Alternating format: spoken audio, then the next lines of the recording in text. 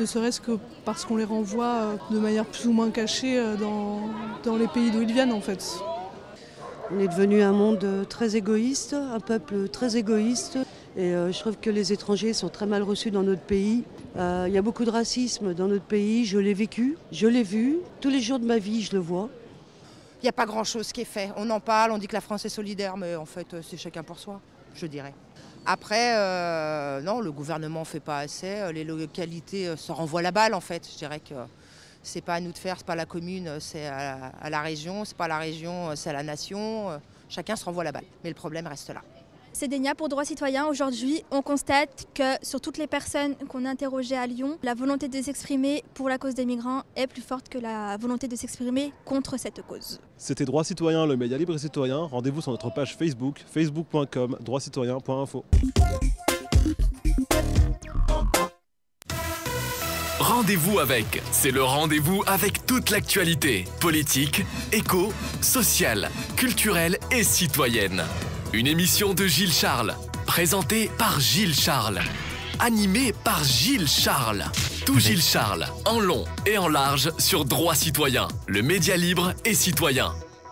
Bienvenue dans Rendez-vous avec la politique. Aujourd'hui, on va parler de Saint-Étienne et on va s'intéresser au second tour le 28 juin des élections municipales à Saint-Étienne.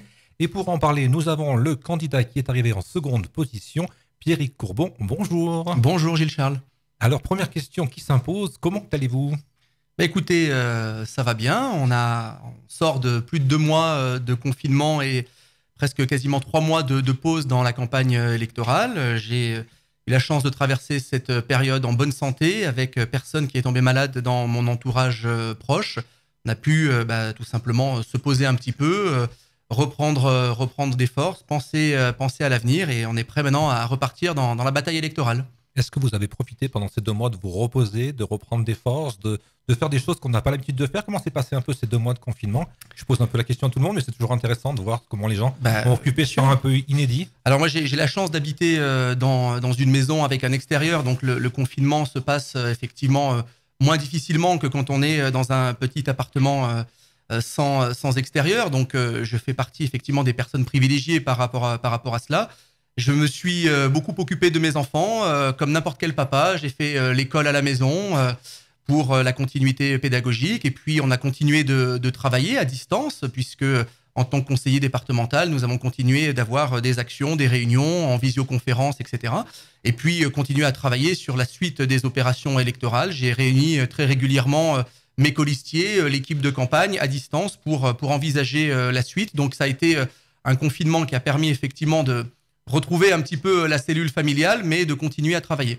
Est-ce que ce confinement, dans la tête, dans l'esprit, dans les idées, ça a changé quelque chose ? Est-ce qu'on réfléchit différemment ou est-ce qu'on voit d'autres sujets qui arrivent ? Est-ce que ça a changé finalement votre pensée sur certains sujets ? Il est clair que la crise, au-delà du confinement, cette crise sanitaire historique que nous venons de traverser, nous a invité, ou en tout cas invité un certain nombre de nos concitoyens à revoir un certain nombre de priorités. On s'est aperçu que ce qui était parfois impossible est devenu soudainement possible, c'est-à-dire soutenir notre hôpital public, redonner un petit peu toutes ces lettres de noblesse à l'ensemble des professionnels de la fonction publique qui ont assuré, encore une fois, la continuité de ces services publics. Se recentrer aussi sur les questions de bien manger, bien vivre ensemble. C'est des choses sur lesquelles on a pu penser. Chacun, finalement, s'est retrouvé confronté à des situations auxquelles il n'était pas nécessairement préparé. Et donc, ça invite peut-être à revoir un certain nombre de priorités pour ce qu'on appelle le monde d'après, même s'il faut rester très prudent par rapport à ça, parce qu'on voit malheureusement que s'il y a de bonnes habitudes qui ont pu être prises pendant le confinement, les mauvaises habitudes ont tendance aussi à revenir tout aussi rapidement. Alors, avant de rentrer dans le vif du sujet du côté politique, j'avais envie qu'on revienne un peu sur votre parcours, qu'on redécouvre un peu qui est Pierrick Courbon, quel est votre parcours, quelle est votre façon de vivre, en gros, qui êtes-vous, quoi ? Je suis un jeune homme de 34 ans, je vis en couple, j'ai 2 enfants qui sont scolarisés dans les écoles publiques de Saint-Étienne. Ma fille a fait sa rentrée d'ailleurs hier et mon fils fera sa rentrée en maternelle lundi. J'ai grandi en Haute-Loire dans une ferme où j'ai gardé vraiment un attachement un peu viscéral à la terre, à la nature, aux animaux. Et puis, je suis venu à Saint-Étienne à l'âge de 17 ans pour faire mes études, comme beaucoup d'ailleurs de jeunes de Haute-Loire. J'étais à l'université Jean Monnet, j'ai suivi des études d'anglais. Je suis devenu ensuite, après un passage aux États-Unis, professeur d'anglais. J'ai enseigné brièvement au lycée Honoré d'Urfé, donc dans le sud de Saint-Étienne. Et parallèlement, je me suis engagé en politique, au mouvement des jeunes socialistes, et puis après au Parti socialiste. Et j'ai rapidement travaillé aux côtés de Régis Juanico, un député de Saint-Étienne, auprès de qui j'ai beaucoup appris. Et puis j'ai, encore une fois, pris goût à cette forme d'engagement, à la volonté de mener la bataille des idées, les batailles de conviction. Et je me suis retrouvé un militant en première ligne sur un certain nombre de batailles électorales. J'ai été candidat en 2014 sur une liste malheureuse. J'ai surtout été candidat aux élections départementales en 2015. J'ai été élu aux côtés de ma collègue Arlette Bernard, conseiller départemental sur l'un des 6 cantons de Saint-Étienne. Et puis aujourd'hui, je suis à la tête de la liste d'Union de la gauche et des écologistes aujourd'hui dans le cadre des municipales à Saint-Étienne. Saint-Étienne demain. Alors, on va rentrer dans le vif du sujet. Moi, le 15 mars, honnêtement, je ne comprenais pas qu'on aille voter. Est-ce que vous avez eu un doute ou alors est-ce que vous aviez imaginé que ça allait se passer comme ça? Alors honnêtement, rétrospectivement, c'est plus facile d'analyser ce qui s'est passé que quand on l'a vécu en direct. Moi, je me souviens, le jeudi, donc le 12 mars, nous étions avec les autres candidats en débat dans les locaux d'un de vos confrères dans le quartier de Château-Creux. On peut les citer. Et à la suite de ce débat, il y a eu la première allocution du président de la République qui a annoncé la fermeture des écoles, etc. Bon. À ce moment-là, se posait la question du maintien des élections. Et moi, je l'avoue très honnêtement, par rapport aux informations dont on bénéficiait, je ne voulais pas que celle-ci soit reportée parce qu'on sortait de 6 mois de campagne, on était complètement éreintés, les batteries étaient vidées, il fallait qu'on aille au bout du processus. Et puis honnêtement, on s'est vraiment beaucoup posé de questions le samedi soir, donc la veille du scrutin, le 14 mars, quand le Premier ministre a annoncé quasiment immédiatement la fermeture de tous les commerces, des bars, des restaurants. Et donc là, on s'est dit, quel signal on envoie aux électeurs en leur demandant, voilà, il ne faut plus que vous alliez dans les bars, mais demain, vous allez voter. Donc la journée du 15 mars a été très, très étrange, puisqu'on a fait la tournée des bureaux de vote, mais sans pouvoir vraiment échanger avec les gens. Et puis, on savait surtout que le deuxième tour n'aurait sans doute pas lieu. Et donc, ça a été confirmé au soir du 15 mars avec une participation terrible, historiquement faible, qui fait mal pour la démocratie.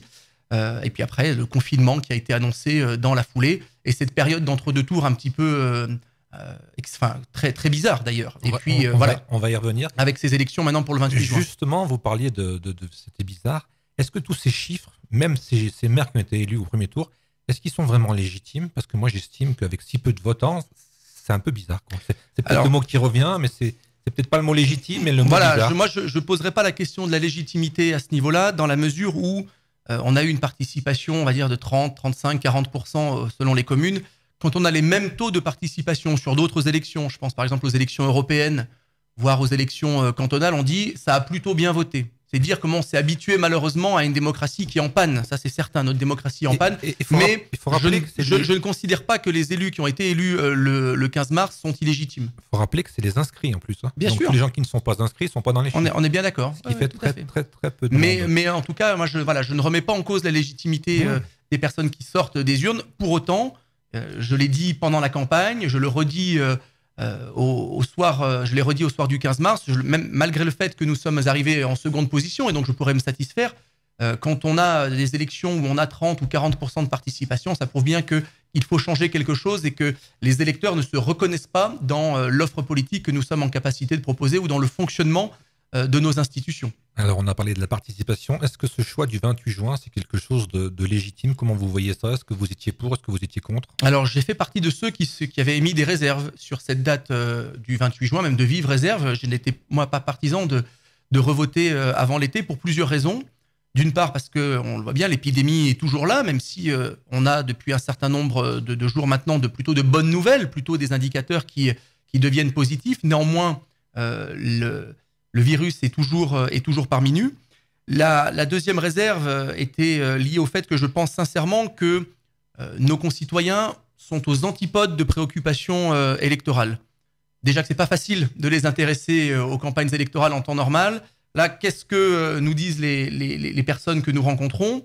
Ils sont préoccupés par la situation de leurs enfants à l'école, ce qu'ils peuvent les remettre tout le temps, comment, à partir de quand, jusqu'à quand. la situation professionnelle, évidemment. Est-ce que je continue le télétravail? Est-ce que je vais garder mon travail, tout simplement? Qu'est-ce qui va se passer dans ma boîte dans les prochaines semaines et les prochains mois? Et puis, pour ceux qui en ont les moyens, ils se posent aussi la question de l'organisation de leurs vacances. Est-ce que je pourrais partir en vacances? Où? Quand? Comment? C'est vraiment les sujets qui reviennent. Et ils sont à des années-lumière, encore une fois, de se soucier des préoccupations d'une campagne électorale. Donc, arriver à les mobiliser, ça va être extrêmement, extrêmement compliqué. Et puis, la troisième réserve que j'avais émise, c'était sur le fait que nous sommes finalement dans une impossibilité de faire une campagne électorale. Pour moi, une campagne, c'est des contacts de proximité, des échanges directs, pouvoir confronter des arguments, y compris se faire engueuler quand on rencontre les électeurs. Là, c'est compliqué d'avoir ces échanges directs, donc c'est une campagne très différente qu'il nous faut mettre en place. Maintenant, la date, elle est choisie, elle s'impose à nous, et donc il faut qu'on puisse se mobiliser. Moi, je souhaite que les électeurs votent le plus nombreux possible le 28 juin, parce qu'après 2 mois, finalement, d'une démocratie confinée, il ne faudrait pas qu'on ait une démocratie confisquée par une participation historiquement faible. Rien ne serait pire qu'au deuxième tour, on ait une participation encore plus faible qu'au premier. Dans cette crise, on a vu beaucoup les maires en avant. Est-ce que ça leur a profité au niveau des élections, bien sûr, puisqu'ils sont aussi candidats, ceux qui n'avaient pas été élus, bien sûr. Et comment vous avez vécu la gestion de la crise du maire actuel, de M. Pedrero, qu'on a aussi beaucoup vu sur les médias nationaux? Alors moi déjà, je voudrais rendre hommage aux maires, tous les maires partout en France qui, effectivement, ont été confrontés à cette crise. Personne n'y était vraiment préparé, au niveau local, au niveau national, et qui, finalement, y ont fait front, y ont fait face avec beaucoup de courage et de détermination. Là-dessus, il y a aucun doute. Après, on a vu 2 types de maires dans la période. Ceux qui ont essayé effectivement d'agir sincèrement, qui ont agi sincèrement, et puis ceux qui, tout en agissant, ont finalement profité de la gestion de cette crise pour poursuivre leur campagne électorale, voire exister sur les plateaux de télévision au service de la construction d'une carrière politique nationale. C'est ce qui s'est passé à Saint-Étienne. On a eu beaucoup de communication, peu d'action. Moi, c'est ce que je constate. On pourra reparler peut-être de question du fiasco des masques ou d'un certain nombre d'autres décisions. Mais il est clair qu'en tout cas, cette crise a engendré une rupture d'égalité entre les candidats. Puisque avant le 15 mars, nous étions tous finalement sur un même pied d'égalité en tant que candidats. Après le 15 mars, les maires sont redevenus maires et ont bénéficié d'une visibilité exceptionnelle en utilisant, parfois même en abusant des supports de communication institutionnels. On les a tous vus, les maires, s'essayer à des conférences de presse avec pupitre, fond de scène, prompteur et utiliser un certain nombre d'outils de communication quand les opposants, ou en tout cas les candidats qui n'étaient pas en responsabilité, étaient finalement cantonnés au silence. Donc là, il y a une vraie rupture d'égalité, ce qui, encore une fois, aussi a justifié le fait que moi, je considérais que voter aussitôt au mois de juin n'était pas nécessairement souhaitable, encore une fois, pour l'égalité de traitement entre les différents candidats. Maintenant, la date s'impose et donc on va faire en sorte que ce deuxième tour soit un succès. Et vous ne pensez pas, à contrario, que de trop les voir, finalement, ça leur a peut-être aussi desservi? Alors, la question qui va se poser à Saint-Étienne, c'est au final, que vont retenir les Stéphanoises et les Stéphanois de la gestion de la crise à Saint-Étienne? Moi, ce que j'ai commencé à entendre depuis la fin du confinement, c'est d'une part qu'on a eu le maire des interdictions plutôt que le maire des solutions. J'interdis les marchés jusqu'au 18 mai, alors que d'autres ont trouvé des solutions pour pouvoir les rouvrir dans le strict respect des règles sanitaires, naturellement. J'interdis la pratique sportive, ça n'a eu aucun sens, encore une fois, à Saint-Étienne. Et puis, je pense que ce qui a fait beaucoup parler, c'est la question des masques. À Saint-Étienne, dès le 9 avril, on a promis des masques, 2 masques pour les plus de 60 ans, pour tous les Stéphanois, à retirer dans les tout prochains jours. J'ai toujours pas reçu les miens. Voilà, dans les tout prochains jours, c'est ce qui avait été dit. Résultat des courses, on est là maintenant 3 semaines après la fin du confinement, et il y a encore un certain nombre de Stéphanois qui n'ont pas pu retirer encore leurs masques, et finalement peut-être qu'ils n'iront même pas, puisque les gens se sont débrouillés autrement. Donc là, on voit bien le fossé, effectivement, entre l'action réelle et la communication. On a beaucoup promis, le maire de Saint-Étienne a été le premier à promettre, mais malheureusement le dernier à agir. Trop souvent. Est-ce que pendant ces 2 mois, le maire de Saint-Étienne, puisqu'on est à Saint-Étienne, il vous a consulté pour des décisions, pour des avis? Jamais. Jamais. Et effectivement, c'est tout à fait dommage parce qu'on a traversé une crise historique qui aurait mérité à Saint-Étienne comme ailleurs qu'on transcende les clivages et qu'on se pose finalement dans une posture de rassembleur, quelqu'un qui essaye de fédérer. C'est pas du tout ce qui s'est passé à Saint-Étienne. Pendant la première période du confinement, on n'a eu aucune information, on ne recevait rien, on envoyait des courriers, on n'avait pas de réponse.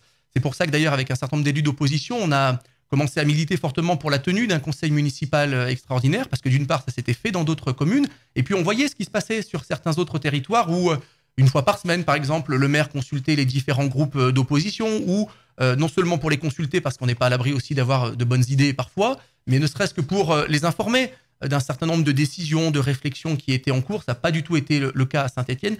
On a beaucoup insisté pour la tenue de ce conseil municipal, et dans les premiers temps, on nous a dit « mais franchement, vous n'avez rien d'autre à faire que de demander un conseil municipal, c'est peut-être pas le moment, il y a d'autres priorités, etc. » Puis, ce conseil municipal a eu lieu, il s'est déroulé dans de bonnes conditions, et après, on s'est félicité finalement qu'à Saint-Étienne, on était extrêmement démocrate et qu'on avait été novateur. Mais il y a des choses graves qui ont été dites pendant cette période de la part du maire de Saint-Étienne que je qualifie, moi, de faute politique et de faute morale. C'est qu'à la fin du conseil municipal, Gaël Perdriau a déclaré à propos de celles et ceux qui n'étaient pas d'accord avec un certain nombre de décisions ou voire qui les avaient contestées publiquement, je le cite, que le virus avait trouvé des alliés inattendus parmi les humains.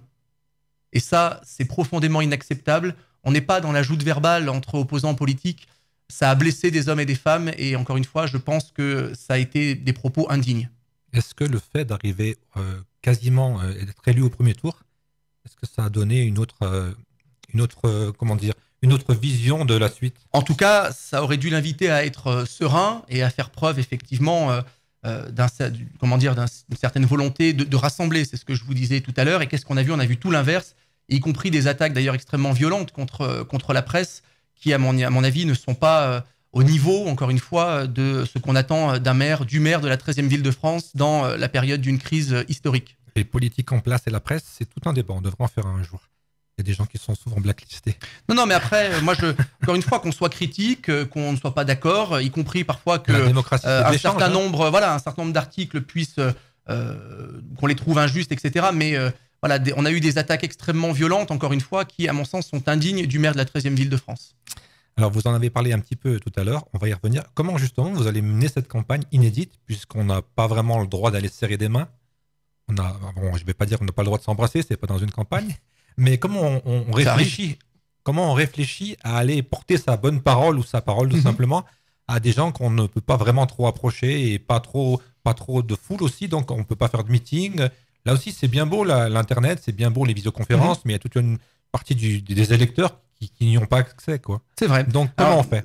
D'abord, je voudrais commencer sur ce sujet de la campagne pour rappeler le revirement de Gaël Perdriau à ce sujet-là, puisque quelques jours avant l'officialisation de cette date, on le voyait dire « je ne veux absolument pas réouvrir les écoles avant le mois de septembre, c'est trop dangereux ».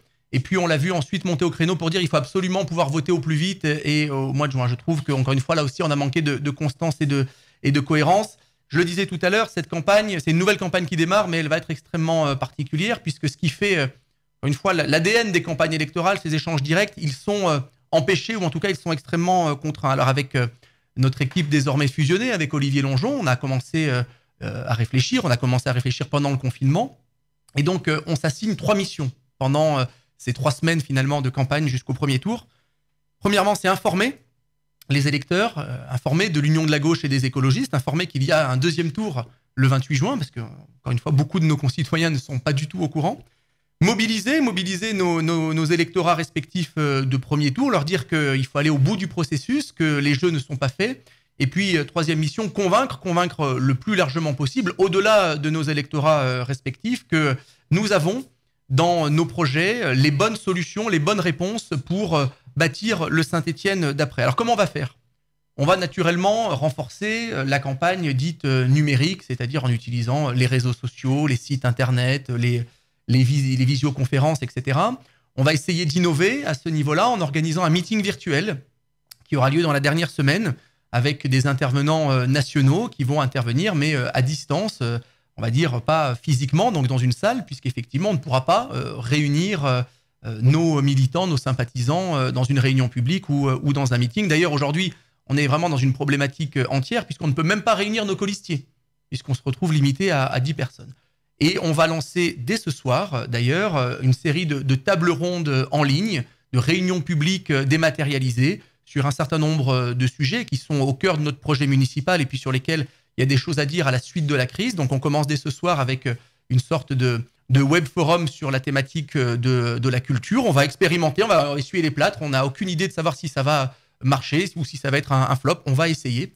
Mais comme vous l'avez dit, je pense que le confinement a aussi révélé la réalité de la fracture numérique. Et tout le monde, il faut arrêter de croire que tout le monde à Saint-Étienne dispose de plusieurs écrans, d'une tablette, d'un smartphone, d'un ordinateur. Et malheureusement, pour continuer à toucher l'ensemble des électeurs de Saint-Étienne, le format papier reste indispensable et ça sera pour beaucoup le seul moyen que nous aurons d'entrer en contact avec ces électeurs. Et puis, nous ne renonçons pas à une forme de campagne sur le terrain, de proximité. Alors, en faisant pas n'importe quoi, naturellement, nous ne sommes pas des irresponsables. Nous n'allons pas distribuer des tracts comme avant sur les marchés d'air. Ils sont maintenant fermés par des barrières, etc. Mais être présent sur le terrain, dans les lieux de vie sociale, pour échanger, et écouter, convaincre, et y compris prendre le pouls de la population de Saint-Étienne, écouter le ressenti des Stéphanoises et des Stéphanois vis-à-vis de la gestion de la crise au niveau local. Ils ont beaucoup à nous dire. On parle de pistes cyclables, encore, on parle de masques, on parle de réouverture des écoles. Ce sont des échanges extrêmement enrichissants pour la future équipe municipale que je conduis. On va faire aussi le point sur votre alliance avec Olivier Longeon et l'état d'esprit de cette nouvelle liste. Comment ça s'est passé? Parce que moi, je vous ai vu avant le premier tour, je vous avais dit ce que j'en pensais. Comment, finalement, au soir du premier tour, on dit allez, on y va ensemble comment on fait pour dire on est d'accord sur tous les sujets? Comment ça se passe? Là aussi, il y a des négociations, il y a des discussions, il y a peut-être même des gens qu'on ne veut pas avoir sur les listes. Comment ça se passe? Alors, vous savez, les élections municipales se déroulent traditionnellement à 2 tours et il y a toujours eu, partout en France, à Saint-Étienne comme ailleurs, des alliances, des stratégies d'alliance et d'union entre les 2 tours. C'est pas un secret, c'est un secret d'ailleurs vraiment pour personne. Moi, j'ai toujours milité pour l'union de la gauche et des écologistes dès le premier tour. Ça fait plus d'1 an et puis même c'est le fondement de mon engagement politique, cette union du camp de la gauche et des écologistes. C'était souhaité, c'était souhaitable, ça n'a pas pu être le cas avant le premier tour. Et d'ailleurs, la situation stéphanoise n'était pas, on va dire, exceptionnelle, puisqu'il y a eu des listes écologistes autonomes dans la plupart des grandes villes de France. Mais on avait déjà travaillé ensemble, et n'importe quel observateur, un minimum objectif, a vu les évidentes complémentarités entre nos programmes respectifs et même les convergences, pour ne pas dire parfois les similitudes.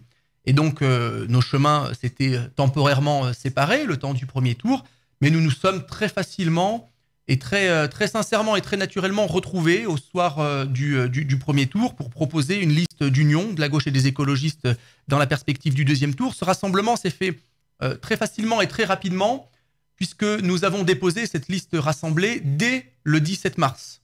Alors même que nous savions que le deuxième tour n'aurait pas lieu le 22, mais nous avons tenu symboliquement à le faire pour montrer que cette union s'est faite dans des conditions normales, qu'on n'a pas eu besoin d'avoir 3 mois de tractation d'arrière-boutique pour parvenir à cette fusion. Et elle s'est faite encore une fois facilement puisque personne n'a eu à rogner sur ses engagements, sur ses priorités. On a cherché encore une fois la complémentarité. Et puis après, il y a eu effectivement la constitution d'une nouvelle liste. Alors c'est jamais simple puisqu'on part de 2 listes de 60 personnes pour aboutir à une seule liste fusionnée. Ce que nous avons privilégié, nous étions d'accord, Olivier Longeon, son équipe et puis la mienne, c'est de toujours privilégier la force et l'intérêt du collectif.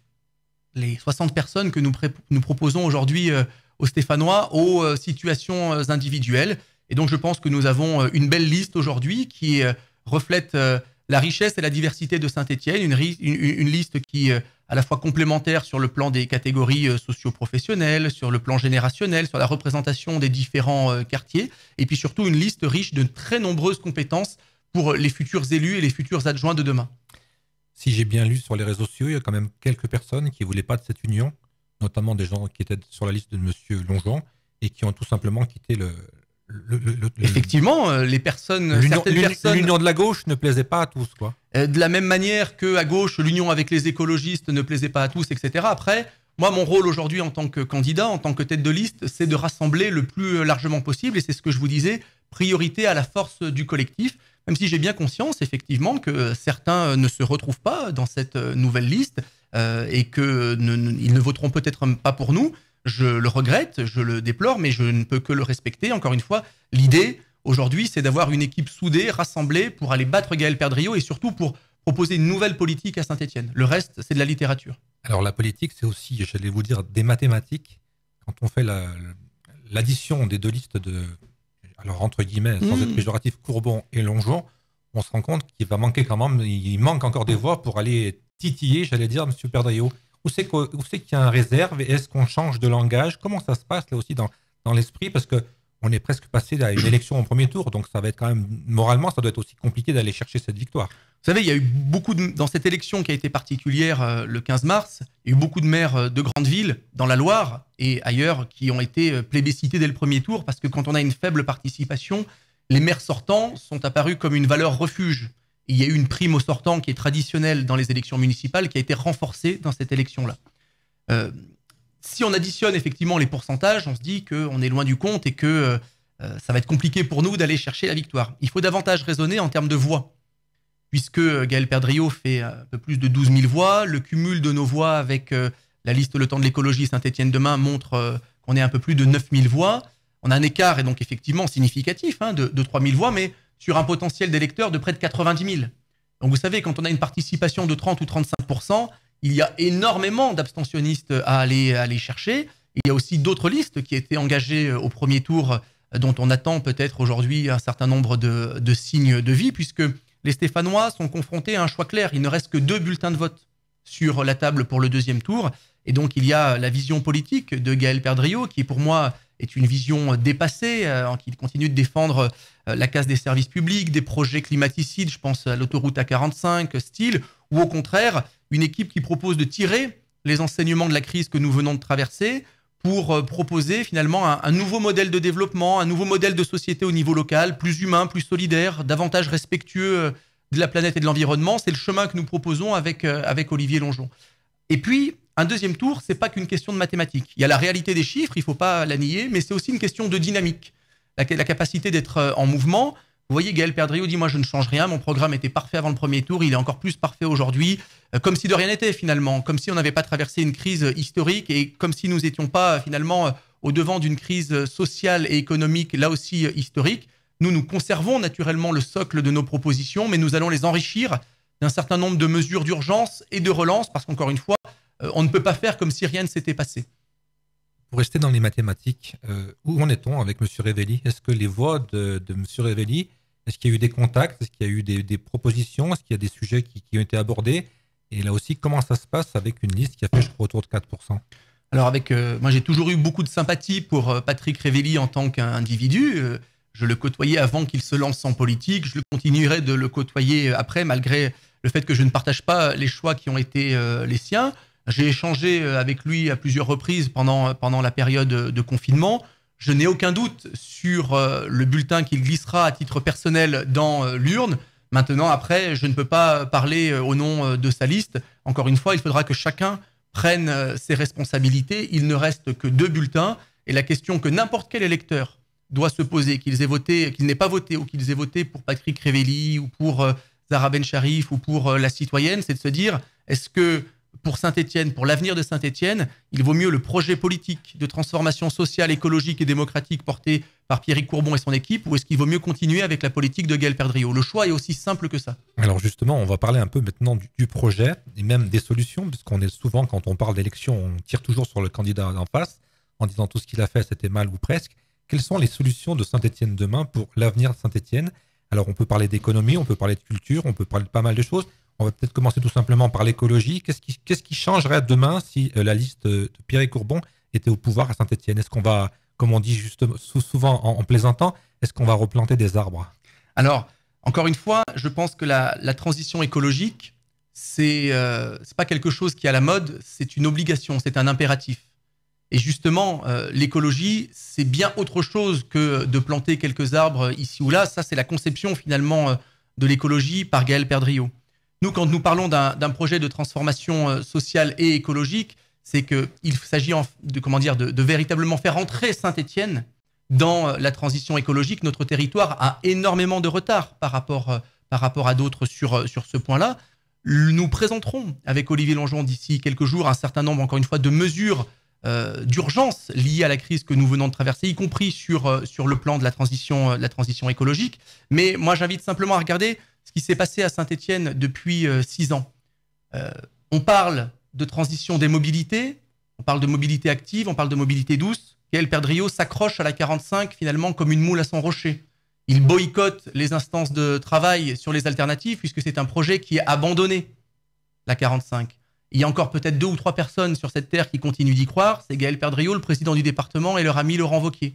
Voilà, ça c'est quelque chose de fondamental, alors que nous on plaide notamment pour le renforcement du ferroviaire. On pourrait parler de style aussi, qui est, c'est prévu, un mode de consommation et une vision de la consommation qui est parfaitement anachronique, déjà dépassé, déjà obsolète. Style, pour Gaël Perdriau, c'est finalement l'incarnation même de la modernité.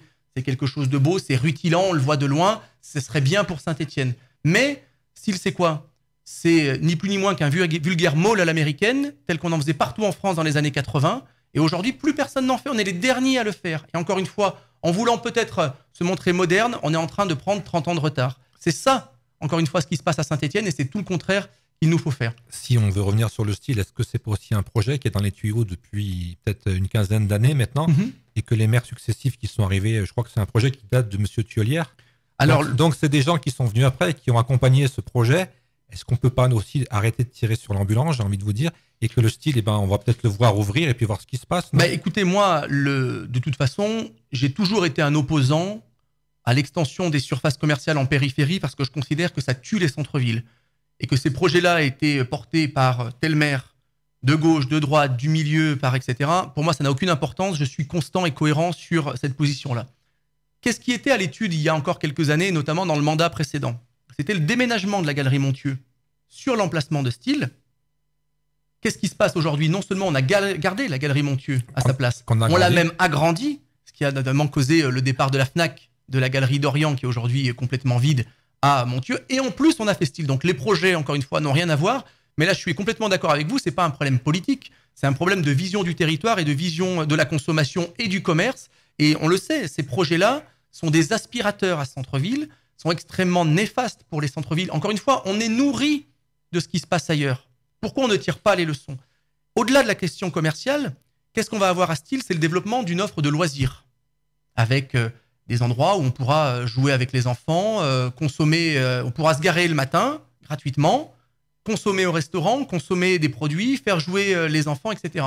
Quelqu'un qui habite aujourd'hui aux portes de Saint-Étienne, il n'aura plus aucune raison de venir s'embêter en centre-ville quand il aura cette offre aux portes de la ville. Donc encore une fois, je considère que c'est non seulement ni positif pour le commerce de proximité, je suis très sceptique sur la question des créations d'emplois, parce qu'il y a beaucoup de transferts d'emplois qui sont opérés, et surtout les statistiques et les chiffres sont têtus. On voit bien que ils disent que pour un emploi créé en périphérie, ce sont entre 2 et 3 emplois qui sont détruits en centre-ville. Donc je pense qu'au final, on n'y sera pas gagnant. Et surtout, encore une fois, ce n'est pas avec ça, encore une fois, qu'on va redonner de la vie au centre-ville de Saint-Étienne qui en a bien besoin. Et on peut rajouter 2 choses. C'est tout à fait... Centre 2 se vide pour des magasins qui ont un gros problème parce qu'ils devaient arriver plus tôt au style et qui ne savent plus trop ce qu'ils vont faire. Et il y a une autre chose aussi, c'est que je pense qu'avec le confinement, justement, ces gens qui sont censés passer la journée au style, ils ont peut-être plus envie d'aller s'enfermer dans des centres commerciaux. Et là aussi, on revient au système du magasin de proximité. Après, effectivement, c'est le consommateur qui est juge de paix. Et Style va ouvrir et finalement, les Stéphanois et le reste des Chalands décideront de l'avenir de ce centre commercial. Moi, je pense que c'est pas quelque chose qui durera indéfiniment. On le voit bien dans d'autres centres commerciaux et notamment aux États-Unis, la fréquentation commence à baisser et de nombreux centres commerciaux comparables ferment. Donc, naturellement, pour moi, c'est l'avenir du projet Style. Après, dans un contexte particulier où on est encore dans une situation épidémique, est-ce que les gens auront effectivement envie de s'enfermer dans ce genre de centres commerciaux? Honnêtement, voilà, là, il faut rester prudent. Je constate simplement que la première annonce, finalement, en termes commercial de Gaël Perdriau après la période de confinement, ça a été de caler la date d'inauguration. Ça prouve bien là où sont ses priorités. Moi, il m'aurait semblé nécessaire, utile et même vital de proposer un plan de relance massif pour notre commerce de centre-ville, en particulier pour nos restaurateurs, nos bars, nos cafetiers qui ont été durement affectés. Et nous aurons des propositions à leur présenter. Il me semblait que ça c'était davantage prioritaire que de caler la date des petits fours pour le 16 septembre. Donc vous avez Chacun ses choix et ses priorités. Vous avez donné la date. Dernière question sur le style. Pierre Courbon est élu maire le 28 juin. Il fait quoi? Il arrête le chantier du style et à la place, il fait quoi? Naturellement, non, je ne suis pas un irresponsable. Style, encore une fois, va ouvrir on va pas le dynamiter. Donc Style va ouvrir, il fera ce qu'il a à faire. Par contre, Pierre Courbon élu avec son équipe le 28 juin. Très rapidement, nous nous mettons autour de la table avec l'ensemble des représentants du monde commerçant pour mettre en place un certain nombre de mesures d'urgence, de soutien au commerce de proximité. Je ne vais pas vous les dévoiler aujourd'hui, mais encore une fois, on a du concret à mettre sur la table pour soutenir nos commerçants avec des mesures extrêmement fortes, extrêmement choc, parce que, encore une fois, c'est ce dont notre centre-ville a besoin pour s'en remettre. Déjà qu'il n'était pas véritablement en forme avant le confinement, la période de confinement et la fermeture imposée des commerces, et en particulier des cafetiers et des restaurateurs, a été extrêmement douloureuse. Certaines études parlent de 30 à 40% des commerçants qui pourraient potentiellement ne pas s'en remettre. C'est ça qui nous impose d'agir, et c'est ça pour moi le plus important. Justement, quelles sont les solutions pour le commerce de centre-ville et les petits magasins et les petites entreprises et les petits restaurants? Qu'est-ce qu'il y a dans votre projet et qu'est-ce qui a été évoqué avec, en fusionnant cette liste? J'imagine qu'il y a eu des retouches. Bien sûr, non. Alors, il y a eu des retouches, mais comme je vous l'ai dit tout à l'heure, nous n'avons renoncé à rien de nos projets respectifs. Donc, ça n'a pas été du marchandage. Je prends ça, je prends telle proposition, mais tu abandonnes celle-là. C'est pas du tout comme ça que ça s'est passé. Dans nos projets respectifs, nous avions déjà un certain nombre de propositions pour le dynamisme commercial du centre-ville. J'avais notamment, moi, défendu la gratuité des transports en commun comme un outil pour booster la fréquentation des transports en commun et notamment ramener dans le centre-ville, un petit peu comme ça se fait à Dunkerque, un certain nombre de consommateurs nouveaux. Nous allons maintenir cet objectif avec une gratuité dès cet été, tous les week-ends, dès le vendredi. Ça sera un premier étage de la fusée. J'avais notamment proposé dans le programme de premier tour d'élargir les missions de la foncière commerciale pour permettre l'ouverture de nouveaux commerces, en particulier dans les quartiers, parce qu'on parle beaucoup de commerces de centre-ville, mais il ne faut pas oublier aussi les commerces dans nos quartiers un petit peu excentrés, donc avec un système de location-gérance, ainsi que ça se fait en milieu rural, quand la mairie agit pour maintenir le dernier commerce, la dernière boulangerie. Instaurer une taxe sur les friches commerciales pour lutter contre la vacance. Là, ça se fait par exemple à Montbrison ou à Roanne, où on incite les propriétaires à faire baisser les loyers ou à faire les travaux pour faciliter l'installation de nouveaux commerces. Et nous aurons encore une fois une mesure emblématique que nous présenterons dans les prochains jours de soutien à la fois au pouvoir d'achat et à l'activité des commerces locaux de proximité dans le centre-ville. Mais vous me permettrez de ne pas vous la présenter aujourd'hui, Gilles Charles. J'ai pas de chance. Une autre question. Il faudra me réinviter, je reviendrai avec plaisir. Mais sans souci.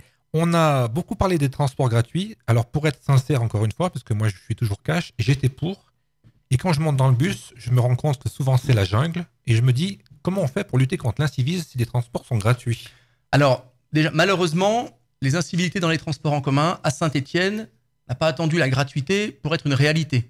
Aujourd'hui, c'est payant et on a de vrais problèmes d'incivilité dans les transports en commun. Donc, ce n'est pas particulièrement lié à l'objectif de gratuité.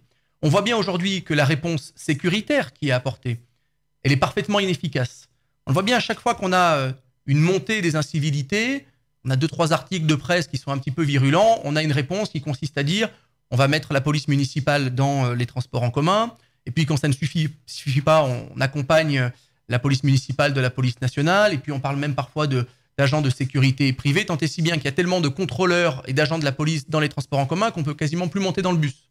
Et ça ne marche pas. Quelle solution? Qu'est-ce qui se passe? Partout où la gratuité a été mise en place, contrairement aux idées reçues, c'est un formidable outil pour apaiser les relations sociales dans les transports en commun, parce que qu'est-ce qui crée aujourd'hui les tensions? C'est la rivalité entre vous. Quand vous entrez dans le bus, vous montez, vous payez votre ticket, puis vous voyez cette bande de jeunes ou de moins jeunes au fond du bus qui ne payent pas.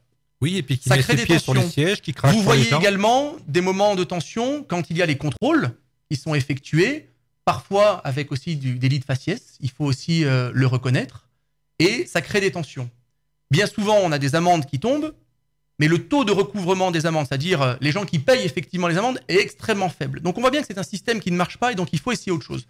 Et partout où la gratuité a été mise en place, que ce soit à Dunkerque, et là on est aussi allé regarder ce qui s'est passé à Aubagne, ça a été, encore une fois, un outil qui a fait chuter les incivilités. Parce qu'on n'a plus aucune raison d'être en tension, finalement dans une situation anxiogène dans les transports en commun. À Dunkerque, je pense qu'un juge de paix qui est significatif, c'est le taux de renouvellement du matériel pour dégradation, justement par rapport à ceux qui font brûler le siège avec un mégot de cigarette ou qui vont détruire la vitre, il a baissé de 50%. À Aubagne, le nombre d'actes d'incivilité dans les transports en commun a baissé depuis la gratuité. Ça, c'est la réalité des faits. Et donc, je dis, moi, simplement, utilisons cet outil, essayons, voyons voir ce qui se passe. Et ça ne veut pas dire qu'il n'y aura plus aucune personne dans les transports en commun.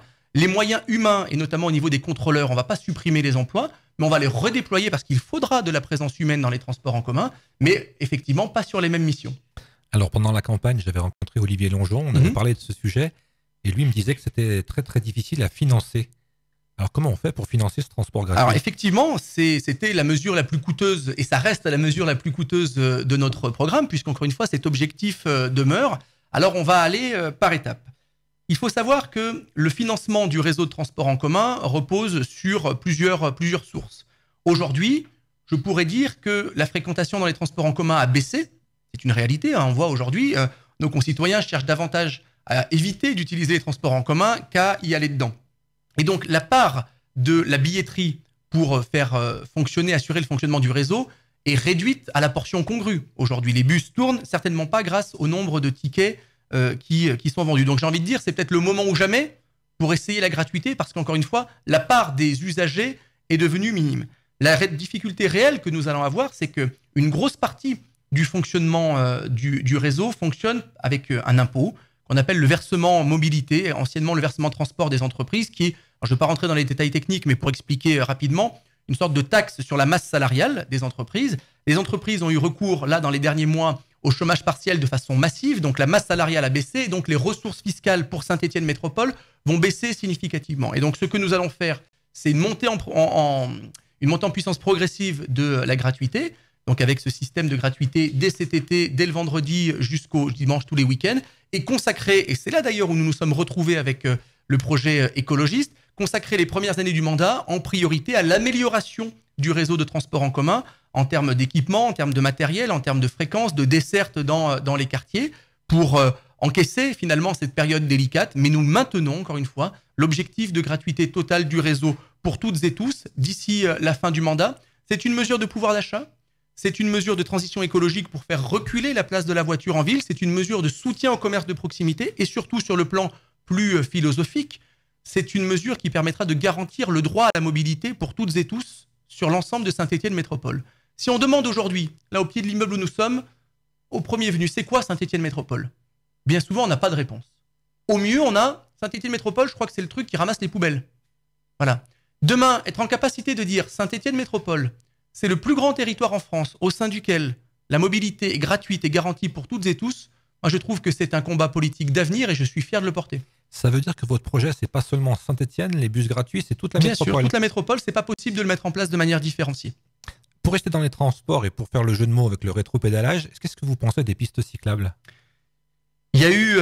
En tant que liste écolo. Et puis en tant que passionné de vélo, surtout. Et citoyen aussi. Moi, je considère que Saint-Étienne a énormément de retard en termes de développement de la pratique cycliste. On est nul par rapport à d'autres territoires. Mais il faut pédaler quand même. Hein. On est encore une fois, l'une des rares métropoles où la part des déplacements effectués avec la voiture individuelle continue d'augmenter. C'est ce que je vous disais, quand il est temps d'engager enfin la transition écologique de notre territoire, ça en est un autre exemple. Mais s'il y a eu, on va dire, peut-être une bonne volonté affichée au sortir du confinement, on s'aperçoit bien effectivement que c'était avant tout une opération de communication, puisqu'on a eu des pistes cyclables qui ont été installées à la va-vite et qui ont finalement causé beaucoup de tort à la pratique cycliste, puisque ça a exacerbé les tensions entre les automobilistes et les cyclistes. Certains usagers de ces pistes cyclables nous ont fait part de leur dangerosité, et il y avait parfois des ruptures dans la continuité des itinéraires. Et donc, résultat des courses, il n'a pas fallu 15 jours pour que ces pistes soient démontées. Il faut développer le vélo à Saint-Étienne. Nous le ferons avec un plan vélo municipal ambitieux, mais encore une fois, en prenant le temps de faire les choses bien, parce que le vélo à Saint-Étienne mérite mieux que d'être une simple opération de communication électoraliste de la part du maire. Du vélo, on passe sans transition à la santé. Et moi, j'ai envie de vous dire, est-ce que votre programme, avec toutes ces épreuves du Covid-19, est-ce que ça a changé vos priorités? Est-ce qu'il y a vraiment maintenant des priorités qui sont revenues en haut de la liste? Alors, vous savez, on avait un projet municipal axé autour de 3 piliers: les solidarités, l'écologie, la transition écologique et la démocratie. Et je pense que ce qui s'est passé pendant le confinement montre que ces 3 priorités sont plus que jamais d'actualité. Mais néanmoins, nous allons effectivement apporter des inflexions, ou en tout cas mettre un certain nombre de sujets en avant, et nous le présenterons encore une fois d'ici quelques jours. Mais je dirais simplement 3 choses en matière de santé. La première, c'est que nous défendions avant le premier tour la création d'un centre municipal de soins. Je pense qu'avec cet outil, notre territoire aurait davantage résisté, aurait été en tout cas mieux préparé pour supporter, pour être résilient, comme on dit, face à cette épidémie, parce qu'on aurait eu un vrai outil d'action et de prévention en matière de santé. Un organisme public ? Oui, c'est-à-dire... financé par la mairie ? Exactement, c'est ce sur quoi nous sommes engagés pour lutter contre la désertification médicale. Ce n'est pas une maison de santé. Il faut aussi développer les maisons de santé, mais les maisons de santé, on agit sur l'immobilier. Si on ne trouve pas les praticiens pour mettre dedans, ça ne sert pas à grand-chose. Là, on est véritablement sur, finalement, l'abandon de la logique libérale de la médecine avec une équipe médicale pluridisciplinaire salariée par la collectivité. C'est un outil, je pense, indispensable pour lutter contre la désertification médicale à Saint-Étienne. La deuxième chose, c'est que en matière de santé, le maire de Saint-Étienne préside également le conseil de surveillance du CHU. Et honnêtement, on peut se demander ce qu'a surveillé Gaël Perdriau depuis quelques années, puisque quand même, on a eu un plan de restructuration du CHU qui a été finalement annoncé juste au sortir du confinement, avec une mobilisation du personnel soignant. Et alors, on nous a dit finalement, on n'avait pas bien compris, qu'il y avait eu des problèmes de communication. Moi, je ne vois pas comment, quand on est maire de Saint-Étienne, qu'on est président du conseil de surveillance du CHU, on peut accepter l'idée même d'un plan de restructuration pendant le confinement. D'ailleurs, je n'ai jamais entendu Gaël Perdriau depuis 6 ans s'opposer aux fermetures de lits, par exemple, dans l'hôpital public. Et troisième point, et c'est aussi un sujet important dont on n'a que trop peu parlé dans la campagne municipale, c'est la question de l'avenir de l'université Jean Monnet. Parce que l'université Jean Monnet est menacée, et je pèse mes mots, par un projet de fusion avec d'autres universités.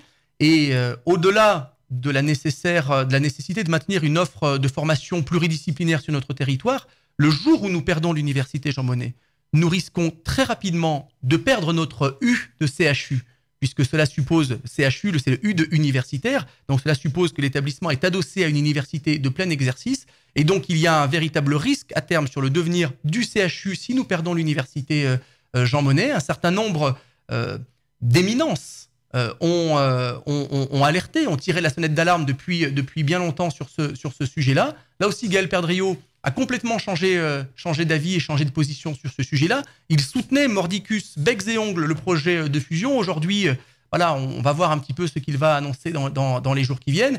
Mais en tout cas, demain, moi, si je deviens maire de Saint-Étienne, je m'opposerai naturellement à ce projet de fusion et au contraire, je me battrai pour maintenir la personnalité morale et juridique de l'université Jean Monnet. C'est pas qu'une question d'universitaire, encore une fois, c'est une question fondamentale à Saint-Étienne d'aménagement du territoire et qui joue sur l'avenir de notre CHU.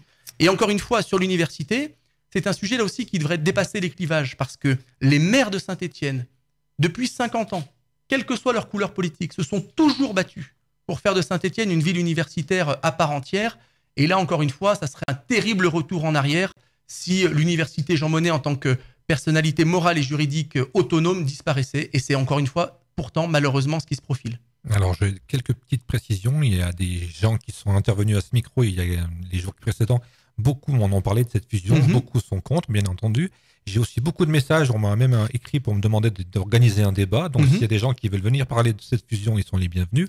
Alors, moi, je vous invite, par exemple, à inviter mon ami, le professeur Michel Debout, qui est aussi une sommité dans le monde médical au niveau territorial, qui pourra à la fois vous parler de la crise et encore une fois de la nécessité de préserver notre université. Il y a un livre qui vient de paraître ces jours-ci sur les 50 ans, puisque notre université vient de fêter son cinquantenaire, et donc il serait intéressant vous parlez de Jean-Luc Fourie. Voilà, exactement. Eh bien, on est en train de caler une date. Voilà, parce que je pense qu'il a beaucoup de choses à dire aussi à ce sujet-là, et encore une fois sur la nécessité pour Saint-Étienne, pour l'avenir de notre territoire, de maintenir une université dans notre ville. On peut rajouter aussi, on avait André Mounier la semaine dernière, que la CCI de Lyon a mangé en gros la CCI de Saint-Étienne, donc on peut penser que l'université de Lyon mangerait également le Saint-Étienne. Alors, il ne s'agit pas de... Voilà, et quand je dis manger ou pas manger, c'est pour imager, bien entendu. Encore une fois, moi, je ne suis pas dans une position de chauvinisme territorial. Si je suis opposé à ce projet, c'est pas parce qu'on n'aime pas Lyon, etc. C'est pas du tout de ça dont il s'agit. C'est encore une fois une question d'aménagement du territoire ici à Saint-Étienne. Ce qui est important, c'est de maintenir la personnalité morale et juridique tout en renforçant la coopération avec Lyon et d'autres universités. Il ne s'agit pas d'avoir une vision rabougrie de l'université sur notre territoire, mais de considérer qu'on peut faire autre chose que ce projet de fusion qui est davantage une fusion-absorption qu'un projet de coopération renforcée. Une autre question que j'ai déjà posée, à Saint-Étienne, on est toujours tourné sur Lyon. Est-ce qu'on peut pas aussi un peu de temps en temps se tourner sur Clermont ou peut-être même sur Grenoble? Est-ce qu'on peut pas travailler, c'est peut-être un peu plus loin, est-ce qu'on peut pas travailler avec ces gens-là aussi? Honnêtement, surtout si jamais vous avez un projet écologique, Monsieur Piolle à Grenoble, c'est un peu dans la même lignée. Je pense qu'il y a déjà un outil qui existe, c'est le pôle métropolitain qui regroupe les grandes métropoles d'Auvergne-Rhône-Alpes. Il est clair pour autant que notre partenaire privilégié avec lequel nous avons le plus d'échanges, que ce soit sur le plan économique, que ce soit sur le plan universitaire, que ce soit sur le plan de la vie sociale, c'est avec Lyon. Mais qu'est-ce qui s'est passé sur un certain nombre de projets? Pourquoi ça patine avec Lyon? Encore une fois, au-delà de la rivalité plus ou moins folklorique et footballistique avec Lyon, c'est que la Loire s'est entêtée dans un certain nombre de projets sans se poser la question de ce qu'en pensaient nos homologues lyonnais. Et la question de la 45, ça en est la parfaite illustration. La Loire, une majorité d'élus de la Loire pendant des décennies ont voulu la 45, n'ont jamais pu entendre que les Lyonnais n'en voulaient pas et donc que ça ne se ferait jamais. Maintenant, cette réalité, finalement, elle devient réelle, encore une fois, ou en tout cas, elle devient visible par le plus grand nombre, même si moi, j'ai toujours été un opposant à ce projet-là. Mais on a enfin compris que si on n'arrivait pas à travailler ensemble, encore une fois, avec nos homologues lyonnais et non pas contre, on n'arriverait rien à faire. Un autre dossier, c'est Saint-Étienne Métropole. Vous avez parlé tout à l'heure de ceux qui sortaient les poubelles. D'ailleurs, on les salue et on leur dit merci pour tout ce qu'ils ont fait. Exactement. Mais j'ai beaucoup de maires aussi qui sont plus trop d'accord pour que ce soit le maire de Saint-Étienne qui préside Saint-Étienne Métropole. Et ils ont souvent aussi cet esprit que c'est d'abord Saint-Étienne avant tout. Donc, comment vous allez changer ça si vous êtes élu? Et même si vous êtes dans l'opposition, est-ce que vous avez les moyens de faire entendre une autre voix? Alors, pour répondre à votre première question, si nous sommes dans l'opposition, ce qui est fortement improbable puisque nous allons gagner, Gilles Charles, mais quand bien même cela arriverait, nous siégerons au conseil municipal, au conseil métropolitain, nous ne fuirons pas nos responsabilités. Je pense que, et je l'ai annoncé, je serai candidat à la présidence de Saint-Étienne Métropole, mais ceux qui décident de l'identité du président de Saint-Étienne Métropole, ce sont l'ensemble des membres du conseil métropolitain. Qu'est-ce qui se passe aujourd'hui? Effectivement, on a, au niveau municipal comme au niveau métropolitain, un pouvoir qui a la tentation de l'autoritarisme et qui est finalement aux mains d'une toute petite poignée de personnes. Le maire, son cabinet, quelques personnes autour. Et moi, j'ai beaucoup de maires de Saint-Étienne Métropole avec qui j'échange régulièrement, notamment quand nous avons co-construit notre proposition, notre projet de gratuité des transports en commun, puisque là, c'est un vrai projet métropolitain que moi, je n'impose pas en tant que candidat à la mairie de Saint-Étienne à l'ensemble de la métropole. Nous y avons travaillé avec des maires, avec des candidats, et on a là un vrai projet fédérateur à l'échelle de la métropole. Vous avez raison dans ce que vous venez de dire. Pendant trop longtemps, Saint-Étienne Métropole a servi à financer des projets stéphano-stéphanois. Hier, la rénovation du stade de foot. Juste à l'instant, la construction d'une nouvelle ligne de tram. Effectivement, je comprends que ça puisse être pénible pour un certain nombre d'autres maires qui payent finalement sans en voir directement les bénéfices. Avec la gratuité des transports en commun, on a un projet fédérateur à l'échelle de l'ensemble du territoire, puisque la réalité de la gratuité, elle sera valable à Firminy, à Saint-Étienne, dans tous les quartiers de Saint-Étienne, jusqu'à Rive-de-Gier. Ce que disent les maires aujourd'hui, effectivement, c'est que bien trop souvent, ils sont marginalisés ou en tout cas, ils ne sont pas associés aux prises de décision. Ça s'est vu, encore une fois, pendant le confinement. Vous savez, il y a quelques jours encore, un maire qui a été réélu me disait, tu sais Pierrick, si je veux savoir ce qui se passe à Saint-Étienne Métropole, eh ben, il suffit que je regarde la presse ou que j'aille sur le Facebook de Gaël Perdriau. Mais encore une fois, c'est pas ma conception de la démocratie à l'échelle métropolitaine. Et donc, il faut avoir une gouvernance qui soit davantage partagée avec l'ensemble des 53 maires, l'ensemble des communes. Et c'est pas qu'une question de siège, parce que Gaël Perdriau nous dit, moi, une commune égale une voix, etc., quelle que soit sa taille. C'est pas uniquement, encore une fois, dans la théorie, c'est dans la pratique de l'exercice du pouvoir que ça se mesure. Et aujourd'hui, on n'y est pas du tout. Vous êtes également, donc on l'a dit, élu au conseil départemental jusqu'en mars 2021, donc il y aura encore des élections en 2021.